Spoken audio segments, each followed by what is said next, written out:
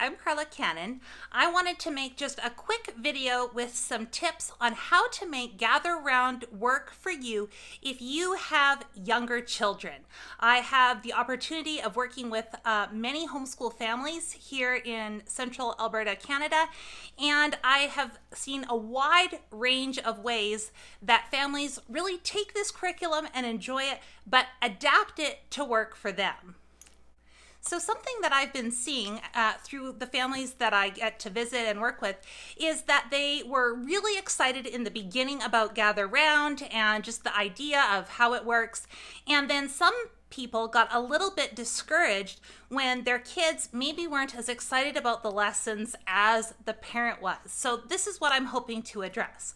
First of all, I love Gather Round. I think it's an excellent curriculum, but it's important to remember if you have children, if your oldest is in the lower elementary grades, so K1, 2, 3, even into 4, remember that this curriculum was designed to be used by families with children in a wide age range. So the lessons are written that they will have substance and information all the way up through to the high school level. So I think that's important to keep in mind. Knowing that, it makes perfect sense that some of the lessons are just going to have way too much information for your younger children. For example, we've done many lessons or many units together. I have kids, from early elementary all the way up through almost the end of middle school. And the human body unit, we loved it. It was a fantastic unit, but it had a ton of information. And if I was doing it with younger kids only, not trying to make it work for all my wide age range, there are some things that I would do differently. The book lists that come with Gather Round, the recommended book lists, are excellent. And so I would encourage you, first go and whatever unit you're doing, get some books from the library that are on that book list. And then if you have little kids and the information in the actual lesson is too much, I think the student pages are really well done. So for example, if the human body unit, we were doing it together and it was just too much information for my then 7-year-old. And so if we were learning about the skin that day, I would read to her from this book, the Usborne First Encyclopedia of the Human Body. And so I would read this with her. If we were learning about teeth, we would read this amount of information.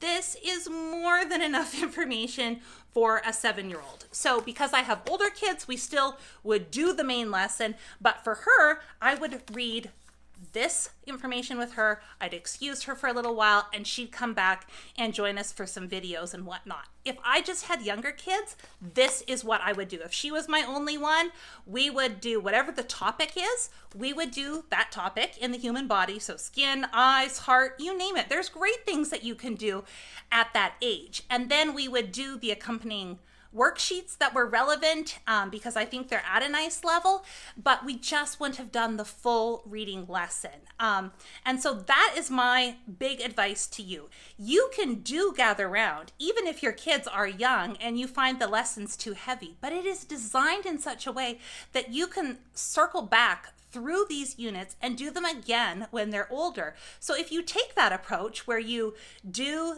whatever the topic is, and you can it's still a benefit because you're getting those student notebooking pages, plus there's the wonderful resources on the Gather Round app that people have put together, YouTube videos and Trello boards and links to activities. You can get a ton out of the units, but just adapt some of the information, some of the lesson, use Usborne is a wonderful resource, or find any nonfiction books and read something that's a better level for your kids, and then keep the unit, keep the information, and circle back around, and it'll feel like a whole brand new unit in 3 to 4 years.